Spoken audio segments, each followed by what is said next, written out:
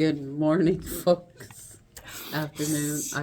I haven't She got a didn't clue. like my joke. It was funny. We were talking about kidneys because my daughter only has one, and so the rest of them were a little concerned. And so I said to my grandson, he says, "You're good. You've got 4 kidneys right now." He says, "When you get adult, you'll only have 2." And he was a little confused. He says, "Because 2 of your kidneys become adult knees." And she rolls her I'm eyes at pretty me. sure I'm not the only one who does not find that one funny. That's one of my dad jokes. That That's is a an old dad all right. joke. We will And give that. If it's a dad joke, we'll let it run. But that doesn't make it funny.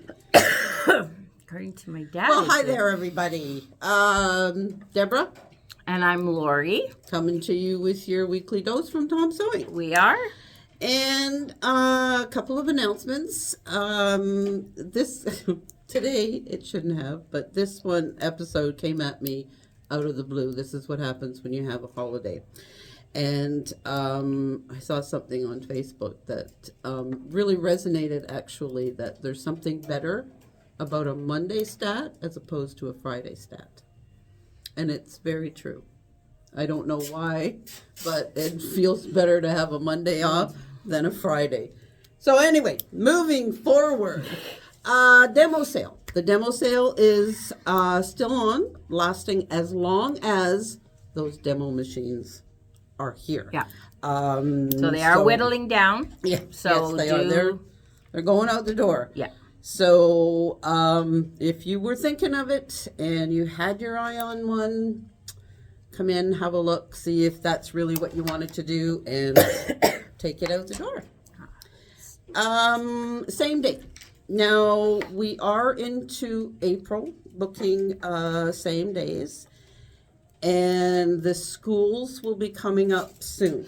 So if you were thinking of booking a same day, getting a machine serviced, now is the time to either get it in or get it booked, because once those school services start, we back up quite a bit. we will back up, and there will be no same days. Yes. So no opportunity for same days. So get that on your calendar, book it. The best thing to take and do, depending on how many machines that you have, schedule them. We're both having hair issues We today. don't. Yeah. Schedule them so that they're like evenly spaced out. So like I have 2. So I do one in the spring, like late winter, early spring, and then one in late fall, early winter type thing. So they're about 6 months apart. And so that stupid cough. It's going to hang on forever. Yeah. So that they're scheduled. So every 6 months I'm bringing in my machine. It's going in for service. It's getting its babying and its spa day. And then I can budget it. So it's not all at once. And I know that my machines are going to reduce the chance of it needing major servicing. That's the ticket. I mean, sometimes things go off, like you sew something wrong and you break a needle, and that can throw off your timing. And so little things that are kind of unexpected can still happen. But for the most part, I don't have problems because of lack of servicing. Yes. So schedule them, and then you don't ever have to worry about, running into like the school servicing or this and that. It's just nice and easy and no stress. Yeah, my next years are already scheduled. Like one in December, one in January. As soon as I pick up the machine, I book the next. Yeah, because we book about a year out for the same day. Yeah, I do. Yeah. Well, the system allows us to book a year out. Yeah. So just sit there and look at your schedule and saying, okay, so if you've got 4 machines, I know, so it's like, we know people who have 4 machines. Sure. Then book them every quarter, one every quarter. If you've got more than that, if you've got 12, then one a month. Then they're cared for. Get them done. So. We have a flash fabric sale. Yeah, so you should have gotten an email for that. Mm-hmm. It's the Out of This World.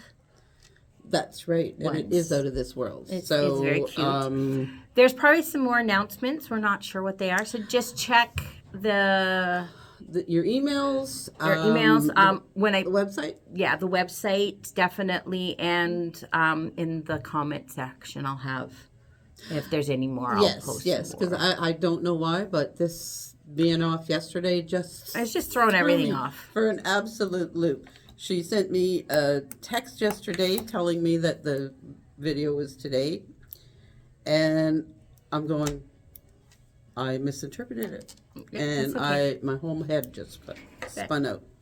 So, moving on to classes. Yes, we got some classes. So we have our sit and chatter, which is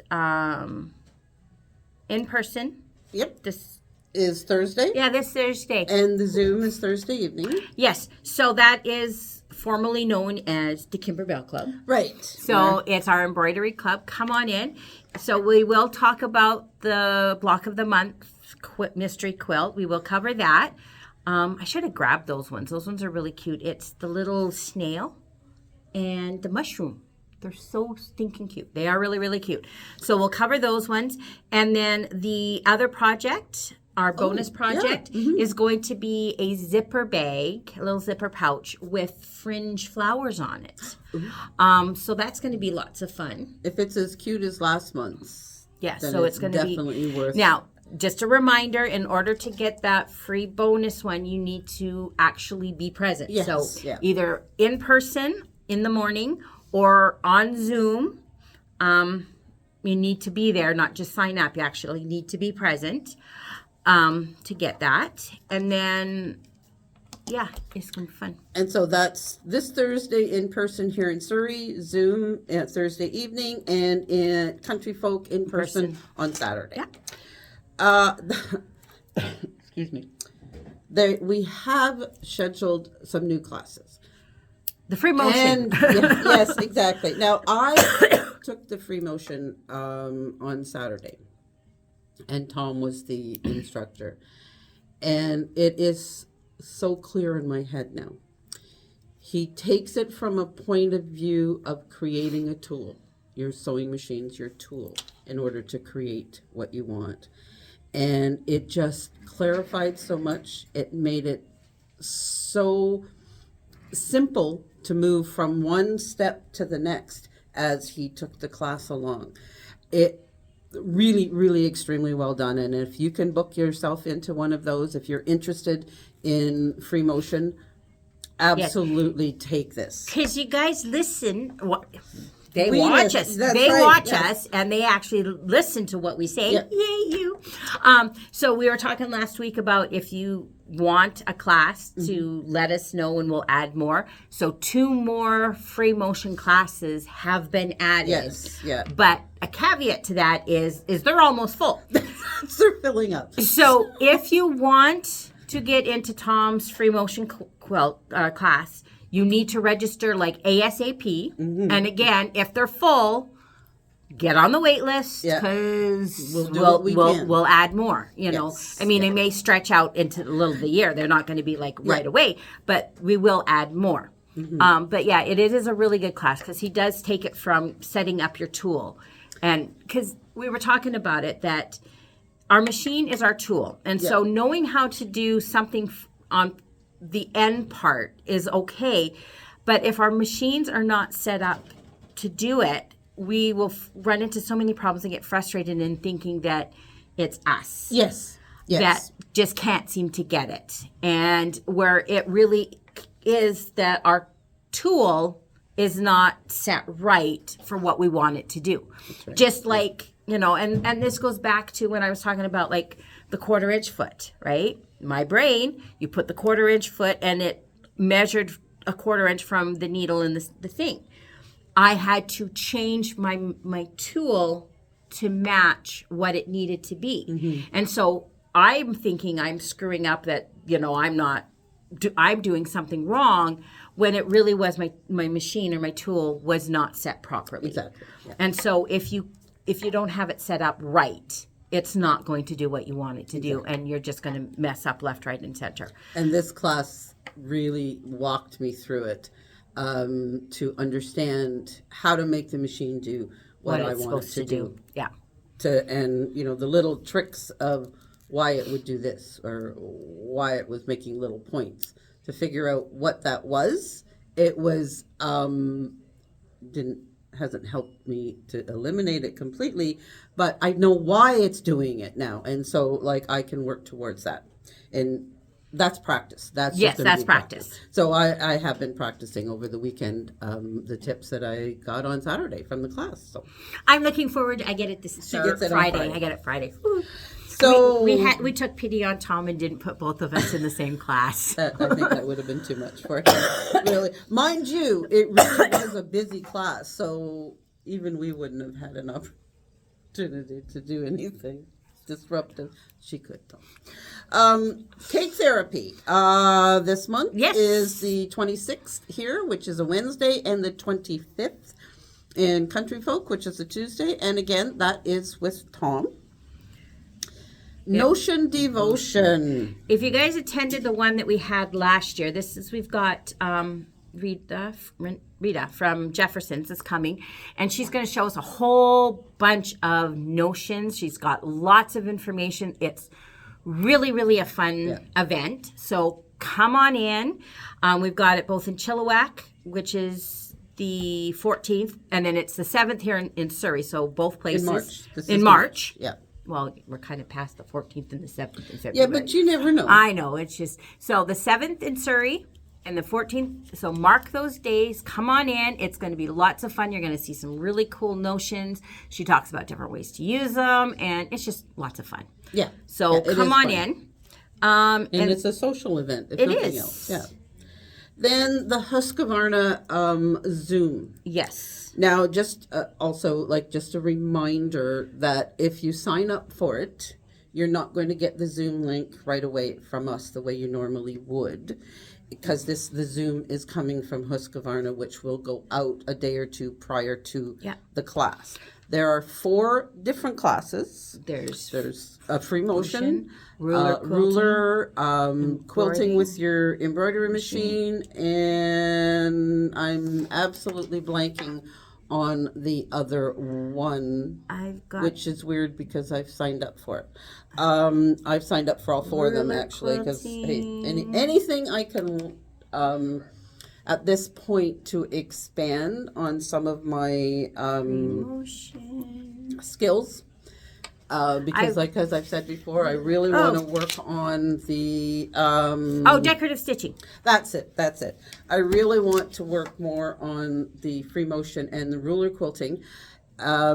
So expanding on those skills and learning little tricks and things that other people use or know about and can inform me with. Absolutely, where I'm going with this. This is my year and years for that, because I would imagine it's going to take a bit more than a year to become totally proficient on the free motion and the ruler quilting. So that's it. February 27th has the Labyrinth quilt, which is the one behind us. And then hopping down the bunny trail on March 11th, that is the embroidery class. That is the Kimberbell spring pillow. It's really, really cute. I didn't bring the things because I'm finishing that off.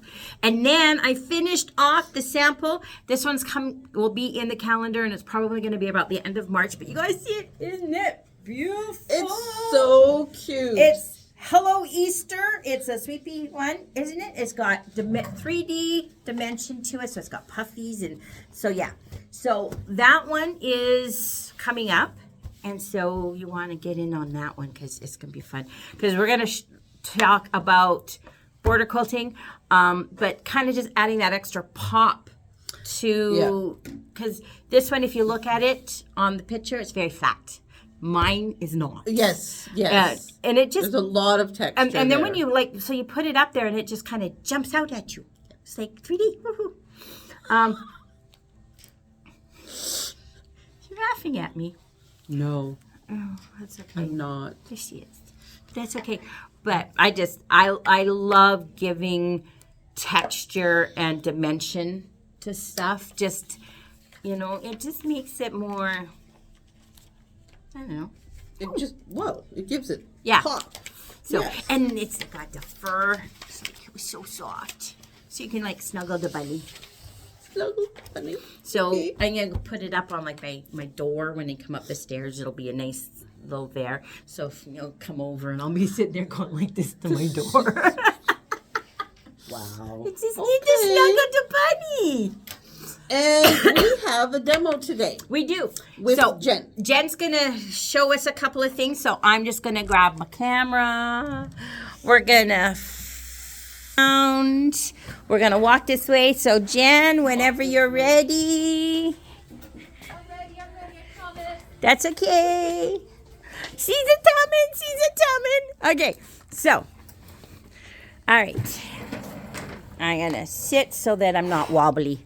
All right, so you're gonna show us buttonholes, the difference between a 1-step and a 4-step on a mechanical and Then I'll show you how to do one on the ones on computerized. Okay, You know, so electronic. They're all electronic. They all plug basically in. what we're looking at is because we get this a lot of questions like, what's the difference between a 1-step and a 4-step, and so when you're looking at a new machine, this is one of the things that you want to consider. Like if you do a lot of buttons, do you want a 4-step? Do you want a 1-step? Is it worth going up a little bit in that machine for a 1-step? Or are you okay with the 4-step? So she's going to kind of show us the difference so you know exactly what we mean when you're asked, do you want a 4-step or a 1-step?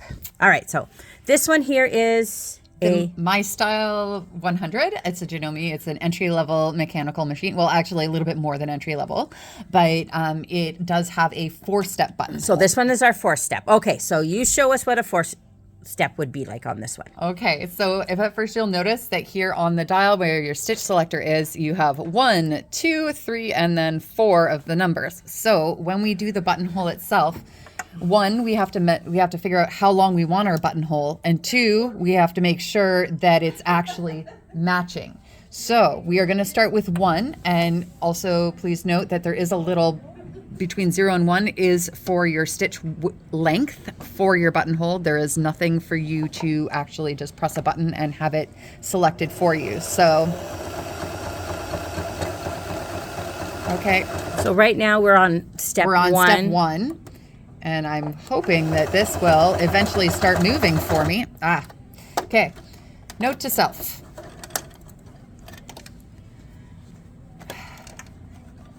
You have to start, and then it comes towards you.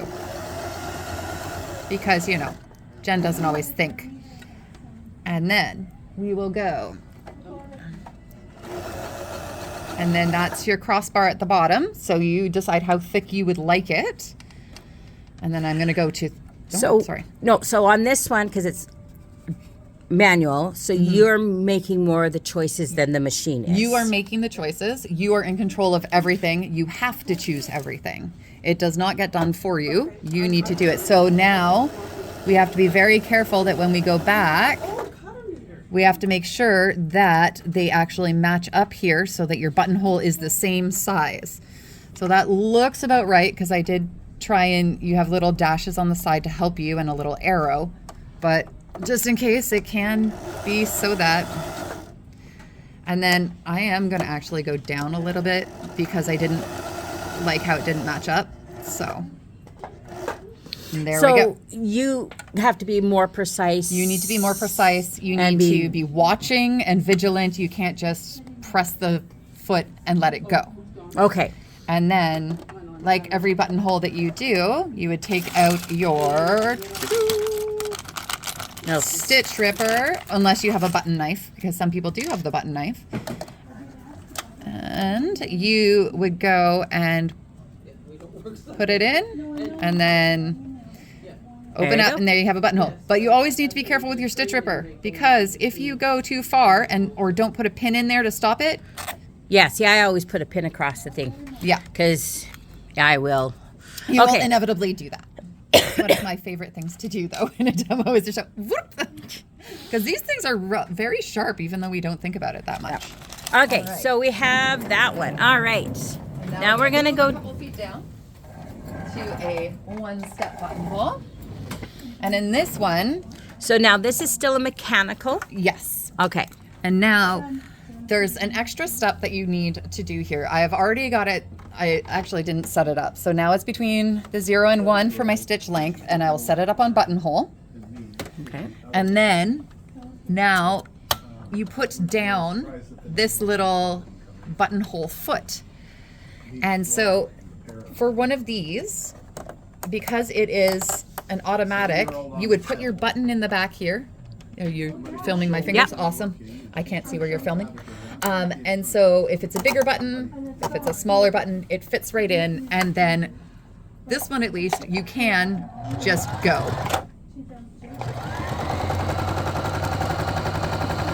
Okay. And I am failing miserably on buttonholes today. Make no gap here. I made sure there was no gap here. Okay. This is, oh, and of course I lost my thread. That's the problem. That's the problem. Yeah, it wasn't me. Of course not. Never my fault.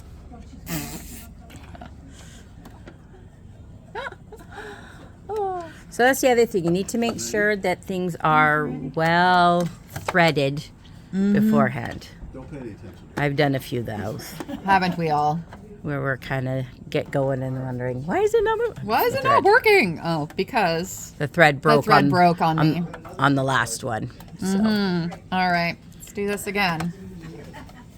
Okay, so we have it all set up. Oh gosh. So I am going to reset it there so that it knows that I'm doing a new buttonhole. There we go. And my machine doesn't like me today. Because as you can see, when it did the line first, but then when it started to do that, it just did not want to move. We're just gonna.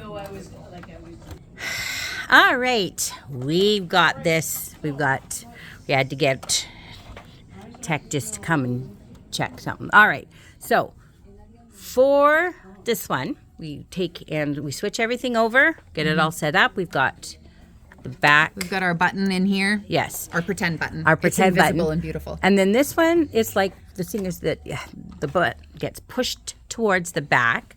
So that's the one thing where your manual comes in handy and everything else like that. Because I know when I go to do my buttons, I always have to pull out my manual because there's always one little tiny little step that we fit.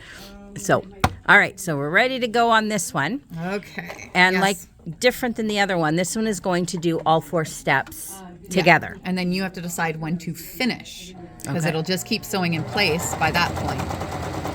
So now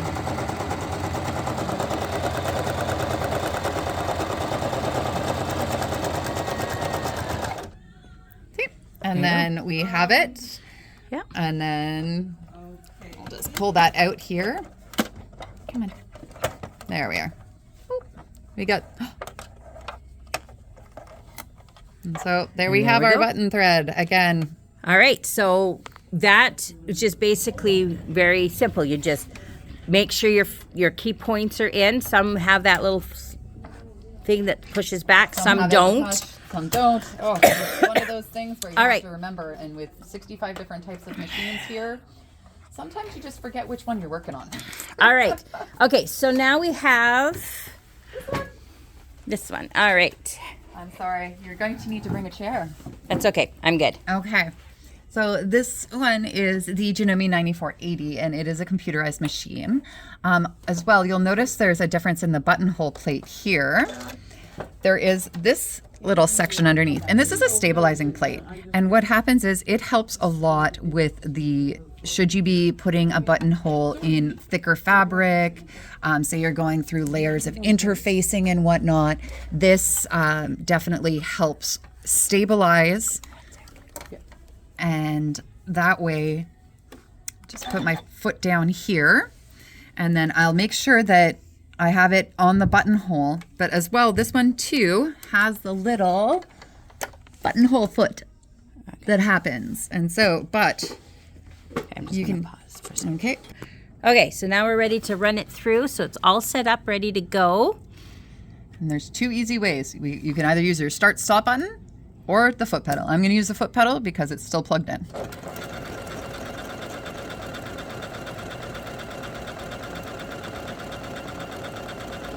So it moves back. does the tack at the front.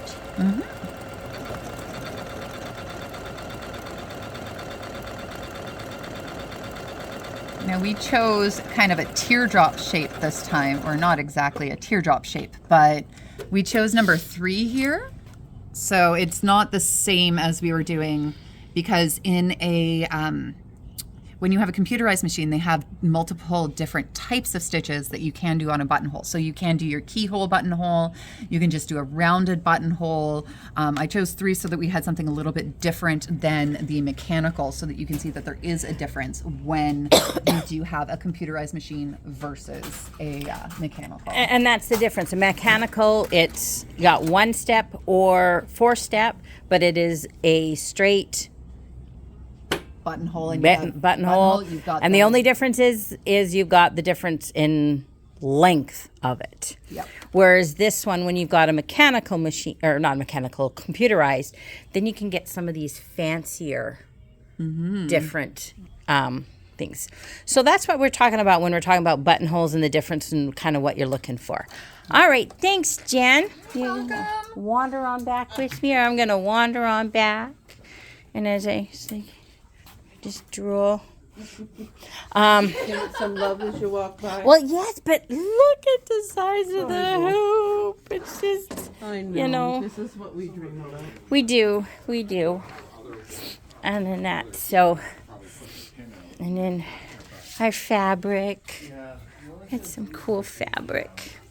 All right, so we're back here. All right, so I'm going to flip this. Pop it down there. Grab the chair. So, buttonholes.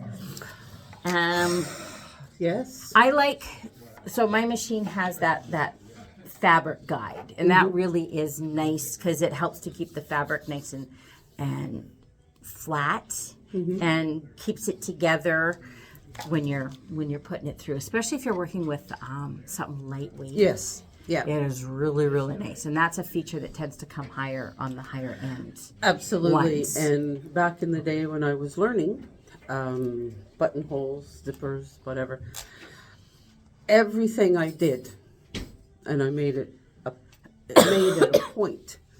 Everything I did had a buttonhole and or a zipper, just so that I could become completely familiar with it, because sometimes it can be daunting to think, oh, wow, do I really want? But you limit yourself if you don't learn. Yes. So it's like learning to thread your serger. Yeah. Do it, and do it, and do it until it becomes second nature. Because otherwise, you don't use it. That is true. Yeah. I remember like on my M7, the first time I sat down to do my buttonhole on that one, because it is very different than the way it was on my mechanical, and it's got the little push down thing, and I knew what I was doing, and I just sat down, and I couldn't get it. It was not going. And that's when I'm like, finally, I pulled out my manual and read it step by step. When all else fails. When all else fails. And then it's, you've got that pull down thing, and it had to be in the right position for it to move forward. And so that's the one thing that's really is, even if you've had your machine for a little bit, the first thing to take and do when you start to have a little bit of an issue is pull out your manual and double check those kind of things. I don't know how you guys do it with all the different machines and being able to sit down and going, this, and remember all the little quirks and stuff like that. So I have a couple of machines. I know how they work. The rest of them here, it's be a crapshoot. Yeah. To figure it out. Other than that. So, but yeah, it is one of those ones. Yeah. It's just that. Absolutely. Because, some of them you push it forward and some of you don't. Yes, It's exactly. fun. It's just, the manual is vital. Seriously, absolutely. Use it. Yeah, it's a tool. It is. It is mine sit on the thing right behind my machine. Yeah, mine's beside my machines. got Each one of them are there to easily grab. All right, so I think That's it? That's it for this week. Enjoy the weather, the rain. getting rid of the snow. it is better than what we'd had. So I'll Yes. take the rain any day. But anybody who knows me knows that. So that's it. Yes. So, and we will see you next week. Yes. Okay. Next week will be fun too. Yes. Bye. Always. Bye.